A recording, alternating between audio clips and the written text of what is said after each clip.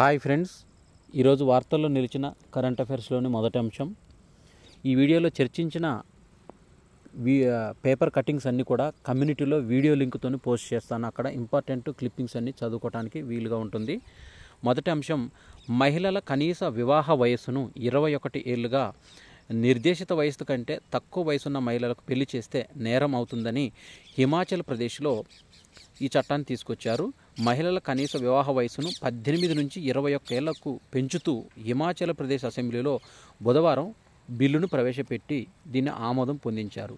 ఈ మేరకు బాల్య వివాహ నిషేధ చట్టం 2006 స్థానంలో బాల్య వివాహాల హిమాచల్ ప్రదేశ్ నిషేధ సవరణ చట్టం తీసుకొచ్చారు. 2006 నాటి చట్టం ప్రకారం మహిళల కనీస వివాహ వయసు 18 ఏళ్ళు కాగా పురుషుల కనీస వివాహ వయసు 21 ఏళ్ళుగా ఉంది.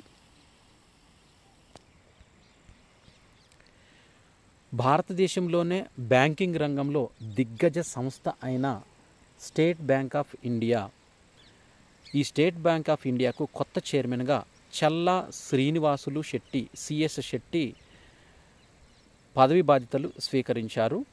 దీనికి ఈ చైర్మన్ బాధ్యతలుగా స్వీకరించిన అనంతరము ఉద్యోగులకు భరోసా ఇచ్చారు. 50 కోట్లకు పైగా కస్టమర్లకు ఎస్బీఐ సగర్వంగా సేవలు అందిస్తుందని చెప్పారు. ఈ సందర్భంగా 2024తో ముగిసిన ఆర్థిక సంవత్సరానికి ఎస్బీఐ లాభం 61,077 కోట్లుగా ఉండటం గమనార్హమని, బ్యాంకింగ్ చరిత్రలో ఇది గరిష్ట రికార్డని తెలిపారు. అంతర్జాతీయ ఫౌండరీల్లో ఆర్టిఫిషియల్ ఇంటెలిజెన్స్ చిప్ల తయారీ చేపడుతున్నట్టు, దీనికి సంబంధించిన ఒక ఫ్యాబ్ను ఏర్పాటు చేసే యోచన లేదని ఓలా వ్యవస్థాపకుడు భవీష్ అగర్వాల్ తెలిపారు. యూపీఐ రూపే విశ్వవ్యాప్తమే ధ్యేయంగా RBI governor Shaktikanta Das global fintech fest 2024లో గవర్నర్ మాట్లాడారు. ఆర్థిక సేవలను అందరికీ అందుబాటులోకి తీసుకురావడమే లక్ష్యంగా పెట్టుకున్నారు. డిజిటల్ పబ్లిక్ ఇన్ఫ్రాస్ట్రక్చర్ డిపిఐ పురోగతి, వినియోగదారుల రక్షణ, సైబర్ భద్రత, స్థిరమైన ఫైనాన్స్, ఆర్థిక సేవల ప్రపంచీకరణ అంశాలను ఈ సందర్భంగా ప్రస్తుతించాడు.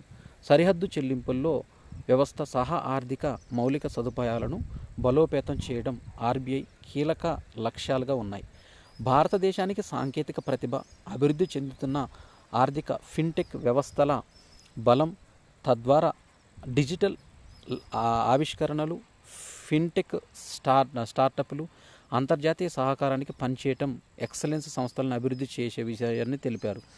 Bhutan, Nepal, Sri Lanka, Singapore, United Arab Emirates, Mauritius, Namibia, Peru, France సహా కొన్ని ఇతర దేశాల్లో రూపే కార్డుల అంగీకారం యూపీఐ నెట్వర్క్ ద్వారా చెల్లింపుల్లో గణనీయమైన పురోగతి చోటు చేసుకుందని ఈ సందర్భంగా గుర్తు చేశారు. జహీరాబాదులో పారిశ్రామిక నగరాన్ని ఏర్పాటు చేయబోతున్నట్లు తెలంగాణ ప్రభుత్వం వెల్లడించింది. 2,361 కోట్లతో 3,245 ఎకరాల్లో ఈ పారిశ్రామిక నగరాన్ని అభివృద్ధి చేస్తున్నారు. 10,000 కోట్ల పెట్టుబడులు, 1,74,000 మందికి ఉపాధి అవకాశం కల్పిస్తున్నారు. కేంద్ర కేబినెట్ ఆమోద ముద్ర వేసిన తర్వాత తెలంగాణలో 10 నగరాల్లో ప్రైవేటు ఎఫ్ఎం రేడియోలకు కూడా అవకాశం కల్పిస్తామని మంత్రివర్గ సమావేశ వివరాలను కేంద్ర మంత్రి అశ్విని వైష్ణవ్ తెలిపారు.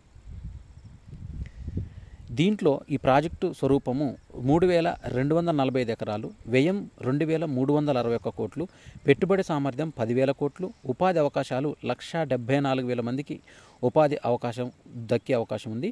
ప్రాధాన్యత ఇచ్చే రంగాలు ఆటోమొబైల్స్, రవాణా, విద్యుత్ పరికరాలు, మెటల్స్, నాన్ మెటాలిక్ మినరల్స్, ఆహార శుద్ధి అనేది ఉంటుంది. ఇది జాతీయ రహదారి NH 65కి 9 కిలోమీటర్లు, NH 14కు బీదర్ టు జైరాబాద్కు 5 కిలోమీటర్లు, NH 14కు నిజాంపేట బీదర్కు 1.5 కిలోమీటర్లు, రైలు మార్గాలకు మేటల్కుంటకు 12 కిలోమీటర్లు, జైరాబాద్కు 19 కిలోమీటర్లు, వికారాబాద్కు 76 కిలోమీటర్ల దూరంలో, ఎయిర్పోర్ట్లకు కూడా రాజీవ్ గాంధీ ఇంటర్నేషనల్ ఎయిర్పోర్టుకు 125 కిలోమీటర్ల దూరం, బీదర్ దేశీయ విమానాశ్రయానికి 20 కిలోమీటర్ల దూరం, పోర్టులకు మచిలీపట్నానికి 485, కృష్ణపట్నానికి 620, GSPTకి 600, మల్టీమోడల్ లాజిస్టిక్ పార్కులకు ఐసిడి శాంతినగర్కు 108 కిలోమీటర్లు, CSFకు కూకట్పల్లికి 104 కిలోమీటర్లు, CSS పటాన్ చెరువుకు 81 కిలోమీటర్ల దూరం అందుబాటులోకి ఉంది ఈ పారిశ్రామిక. ఎస్బీఐకు కొత్త చైర్మన్గా శ్రీనివాసులు శెట్టి బాధ్యతలు స్వీకరించారు. పీఓ నుంచి బ్యాంకు అధిపతి స్థాయికి ఎదిగిన ఈ తెలుగు తేజం దీంట్లో 17వ స్థానానికి ఇప్పుడు 35 స్థానాలకు మెరుగుపడింది. గతంలో అంతర్జాతీయ బ్యాంకర్లలో ఎస్బీఐ 52వ స్థానంలో ఉండగా ప్రస్తుతం ఇప్పుడు 35వ స్థానానికి ఉంది. నేషనల్ జ్యుడిషియల్ డేటా గ్రిడ్ సంబంధించిన సమాచారం. న్యాయస్థానాల్లో విచారణలు సంవత్సరాల తరబడి సాగుతున్నాయి. దానివల్ల ప్రజలకు సకాలంలో న్యాయం జరగట్లేదని దేశవ్యాప్తంగా జిల్లా తాలూకా కోర్టులు దాదాపుగా 4.5 కోట్ల కేసులను మోక్షం కోసం ఎదురు చూస్తున్నాయి. వాటిలో ఎన్ని కేసులు పెండింగ్లో ఉన్నాయంటే 1 సంవత్సరం లోపు ఉన్నవి, 1 నుంచి 3 ఏళ్ల లోపు ఉన్నవి, 3 నుంచి 5 ఏళ్ల లోపు ఉన్నవి, 5 నుంచి 10 ఏళ్ల లోపు ఉన్నవి, 10 నుంచి 20 ఏళ్ల లోపు, 20 నుంచి 30 ఏళ్ల లోపు, 30 ఏళ్లకు పైగా ఎన్ని కేసులు ఉన్నాయనేది ఈ వివరాలను వెల్లడించింది.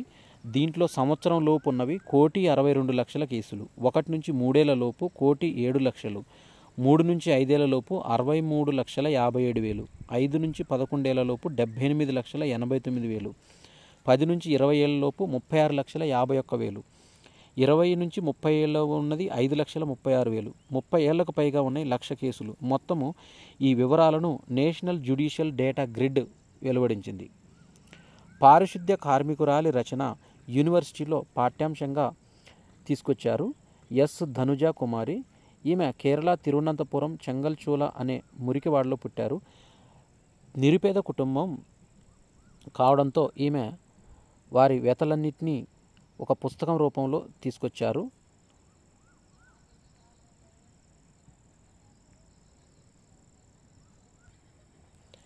ఆమె రాసిన పుస్తకము చెంకల్ చులైలే ఎంద జీవితం, చెంకల్ చులైలో నా జీవితం అనే పుస్తకాన్ని రాయగలిగింది. ఆమె చిరప్పాడ్ అనే రచయిత్రి పరిచయం చేశారు ఈమెను. ధనుజా కుమారి తొలి తెలుగు కవయిత్రి. 15వ శతాబ్దానికి చెందిన తెలుగు కవయిత్రి తాళ్లపాక తిమ్మక్క. తాళ్లపాక అన్నమాచార్యులు మొదటి భార్య అయిన తిమ్మక్క నన్నయ్య భారతం ఆధారంగా 1170 పద్యాలతో సుభద్రా కళ్యాణం అనే ద్విపద కావ్యాన్ని రాశారు. అంతేకాదు నన్నయ్య భారతంలో లేని భావమరదల హాస్యాన్ని సుభద్రా కళ్యాణంలో నింపి ఆ పాత్రను తీర్చిదిద్దారు. సంస్కృతం నుండి తీసుకున్న కథలను మన ప్రాంత సంస్కృతి సాంప్రదాయాలు కలిపి రాశారు తాళ్లపాక తిమ్మక్క సుభద్రా కళ్యాణం అనే రచనలు.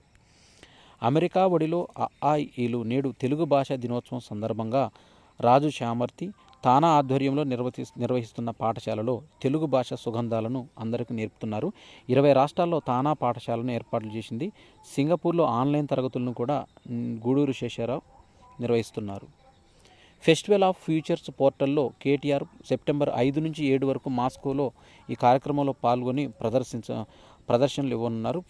ఫ్యూచరిస్టిక్ అనే అంశంపై భవిష్యత్తులో ఉండే అవకాశాలు, వాటి వినియోగించుకునే విధానాలపై 30 నిమిషాల పాటు మాట్లాడతారని కేటీఆర్ నిర్వాహకులు ఆహ్వానించారు. రష్యా ప్రభుత్వము ఆధ్వర్యంలో సెప్టెంబర్ 5 నుంచి 7 వరకు festival of the future portal 2030-2050లో భాగంగా ఈ కార్యక్రమం నిర్వహిస్తున్నారు. పాకిస్తాన్ క్రైస్తవునికి భారత పౌరసత్వం కల్పించింది. జోసెఫ్ ఫ్రాన్సిస్కు భారత పౌరసత్వ ధృవీకరణ పత్రం అందజేస్తున్న గోవా సీఎం సావంత్. కేంద్రం తీసుకొచ్చిన పౌరసత్వ సవరణ చట్టం 2019 కింద గోవాలో పాకిస్తానీ క్రైస్తవుడు ఒకరు భారత పౌరసత్వాన్ని అందుకున్నారు. పాకిస్తాన్, బంగ్లాదేశ్, ఆఫ్ఘనిస్తాన్లలో మైనారిటీలుగా ఉంటూ అణచివేతకు గురవుతున్న ముస్లిమేతరులకు మన పౌరసత్వం ఇచ్చేందుకు వీలుగా మార్చిలో కేంద్రం ఈ చట్టాన్ని అమల్లోకి తీసుకొచ్చింది.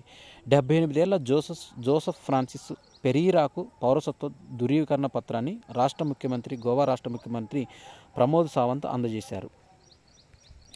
భారత్లో తగ్గిన ధూళి కాలుష్యం Chicago varsity energy policy institute నివేదికలో వెల్లడించింది.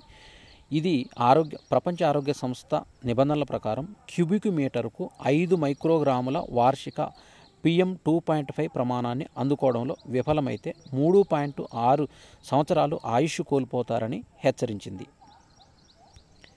CISF డీజీగా రాజ్విందర్ సింగ్ భట్టి, BSF అధిపతిగా దల్జీత్ సింగ్ చౌదరి నియామకం ఖరారైంది.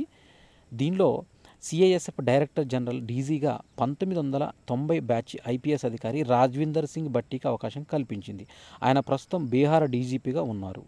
ఇక ప్రస్తుతం సమస్తర్ సీమాబల్ ఎస్ఎస్బి అధిపతిగా ఉన్న దల్జీర్ సింగ్ చౌదరి బీఎస్ఎఫ్ డీజీగా నియమితులయ్యారు. ఆయన కూడా 1990 బ్యాచ్ ఐపీఎస్ అధికారి. 2025 నవంబర్ 30 వరకు వీరు పదవిలో కొనసాగుతారు. సైన్యానికి మరో 73,000 సిగ్ సావర్ రైఫిళ్లు. అమెరికా ఆయుధ సంస్థ సిగ్ సావర్ నుంచి మరో 73,000 సిగ్ 716 రైఫిళ్లను కొనుగోలుకు మన దేశం నిర్ణయించింది.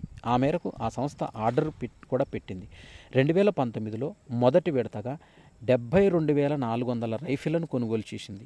రెండో విడతగా కాంట్రాక్టు పూర్తి అయితే మొత్తం 145,400 సిగ్ 716 రైఫిళ్లను కొనుగోలు చేసినట్లు అవుతుంది.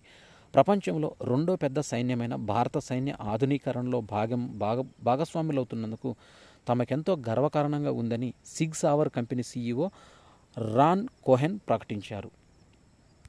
నిర్బంధ అసహజ సంభోగం శిక్షార్హనమే అను బిఎన్ఎస్ భారతీయ న్యాయ సంహిత బలవంతపు అసహజ సంభోగాన్ని శిక్షార్హ నేరంగా చేర్చకపోవడాన్ని సవాల్ చేస్తూ దాఖలైన పిటిషన్ ప్రజాహిత వాద్యంగా పరిగణించాలని ఢిల్లీ కోర్టు బుధవారం తెలిపింది.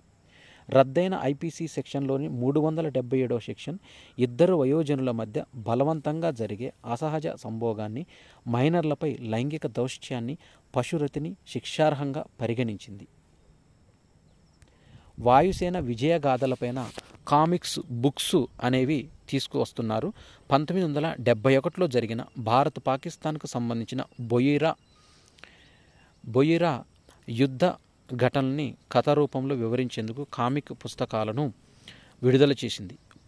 వాయు భవన్లో ఓ కార్యక్రమంలో IAF air chief marshal VR Chaudhari 32 పేజీలతో కూడిన heroes of the Indian Air Force volume 1 విడుదల చేశారు. అర్జున్ సింగ్ రెండో ప్రపంచ యుద్ధ సమయంలో బర్మా పోరాటంలో 1965లో జరిగిన భారత్ పాక్ యుద్ధంలో పాల్గొన్నారు. ఆ సమయంలో అర్జున్ సింగ్ ముందు ఉండి సైన్యాన్ని నడిపించడంతో పాటు యువ ఇండియన్ ఎయిర్ ఫోర్స్ అధికారుల్లో యుద్ధ స్ఫూర్తిని నింపారని తెలిపారు. ఆయన విరోచిత పోరాటానికి గుర్తుగా డిస్టింగ్విష్డ్ ఫ్లయింగ్ క్రాస్ అవార్డును కూడా అందుకున్నారు. మంచు కింద దాగిన ప్రాచీన వైరస్లు. వాతావరణానికి అనుగుణంగా వైరస్లు కూడా మార్పుకు లోనవుతాయని టిబెట్లోని గులియా హిమనదంలో అమెరికన్ శాస్త్రజ్ఞులు జరిపిన పరిశోధనలో తేలింది. వాయువ్య టిబెట్లో పీఠభూమిలో 20,000 అడుగున ఎత్తున్న ఈ హిమనీనదం ఇక్కడ లోతుగా బోరు వేసి మంచు శాంపిల్ను తీశారు. అందులో కనుగొన్న 1700 వైరస్ జాతుల్లో 4/3 మనకు తెలియనివే ఉన్నాయి. అంతర్జాతీయ స్థాయికి యూపీఐ రూపే తీసుకువెళ్లాలని శక్తికాంత దాస్ ఆర్బీఐ గవర్నర్ తెలిపారు. గ్లోబల్ ఫిన్టెక్ సంస్థ 2024 కార్యక్రమంలో ఆయన పాల్గొని మాట్లాడారు. అందరికీ డిజిటల్ ఆర్థిక సేవలు, డిజిటల్ మౌలిక వస్తువులు, వినియోగదారులకు రక్షణ, సైబర్ భద్రత, స్థిరమైన రుణాలు, అంతర్జాతీయ సహకారం వంటివి అందివ్వాలని తెలిపారు. రిలయన్స్ ఇండస్ట్రీస్ లిమిటెడ్ డిస్నీ ఒప్పందానికి సిఐఐ ఆమోదం పొందింది. దీనిలో సిఐఐ అంటే కాంపిటీషన్ కమిషన్ ఆఫ్ ఇండియా. ఇది 70,000 కోట్ల విలువతో దేశంలోనే అతిపెద్ద మీడియా సామ్రాజ్యం ఏర్పడడానికి మార్గం సుమగం అయింది. మహానగరాల్లో ఆఫీస్కు గిరాకీ అదుర్సుగా ఉంది.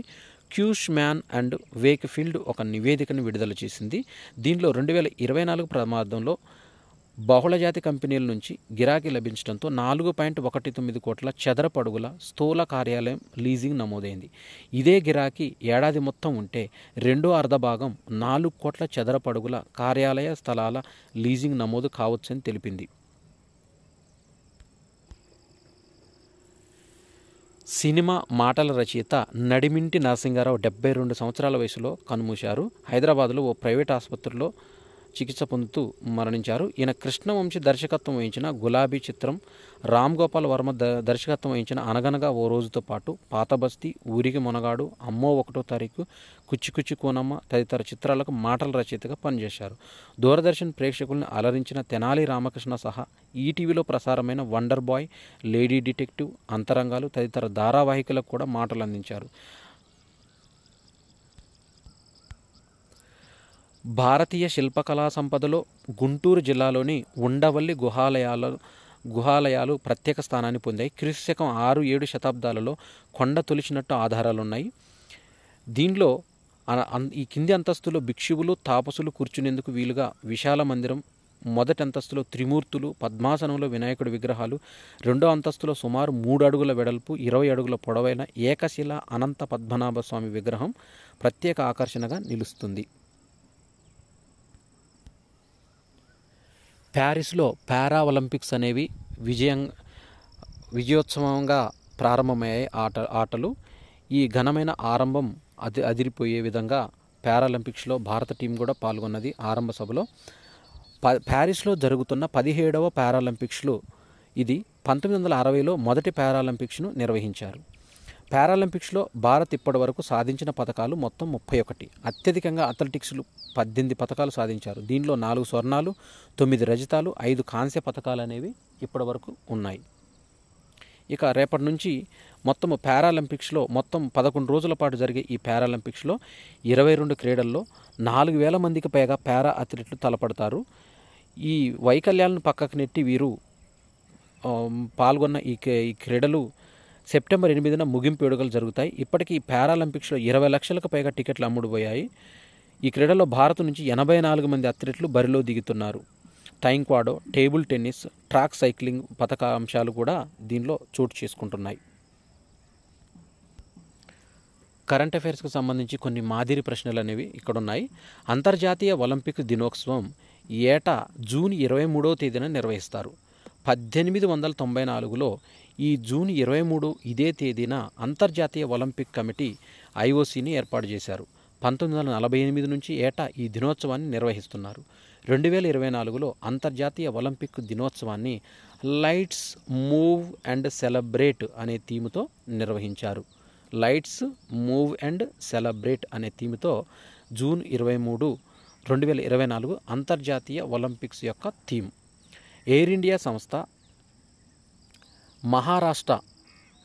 మహారాష్ట్రలో అమరావతి జిల్లాలో 200 కోట్ల పెట్టుబడితో దక్షిణాసియాలోనే అతిపెద్ద వైమానిక శిక్షణా కేంద్రాన్ని ఏర్పాటు చేయాలని నిర్ణయించింది. ఐక్యరాజ్య సమితి జనరల్ అసెంబ్లీ 2025 ఏడాదిని అంతర్జాతీయ క్వాంటమ్ సైన్స్ అండ్ టెక్నాలజీ సంవత్సరంగా ప్రకటించింది. ఇదే 2025 సంవత్సరాన్ని ఇంటర్నేషనల్ ఇయర్ ఆఫ్ కోఆపరేటివ్స్గా కూడా ప్రకటించింది. Directorate general of civil aviation DGCA 2025 సంవత్సరం నాటికి విమానయానంలో మహిళల ప్రాతినిధ్యాన్ని 25% పెంచే లక్ష్యంతో gender equality in the civil aviation sector పౌర విమానయాన రంగంలో లింగ సమానత్వం పేరుతో ఇటీవల ఓ సలహా సర్క్యులర్ని విడుదల చేసింది. 2024 జూన్ 18 నుంచి 20 వరకు 3 రోజుల పాటు జాతీయ యోగా ఒలింపియాడ్ను మైసూర్లో నిర్వహించారు. Yoga for self and society అనే థీమ్తో ఈ జాతీయ యోగా ఒలింపియాడ్ను నిర్వహించారు. ఇవి ఆగస్టు 29, 2024కు సంబంధించిన కరెంట్ అఫైర్సు. ఈ వీడియోలో చర్చించిన ముఖ్యమైన పేపర్ కటింగ్స్ అనేవి కమ్యూనిటీలో పేపర్ కటింగ్స్తో పాటు వీడియో లింకును కూడా పోస్ట్ చేస్తాను. అక్కడ ఇంపార్టెంట్వి చదువుకోవచ్చు. ఈ వీడియో నచ్చినట్టయితే లైక్ చేయండి, షేర్ చేయండి, కామెంట్ చేయండి. నా ఛానల్ సబ్స్క్రైబ్ చేసుకోవడం ద్వారా నేను చేసే వీడియోస్ అన్నీ కూడా మీకు నోటిఫికేషన్ రూపంలో వెలువడతాయి. Thanks for watching.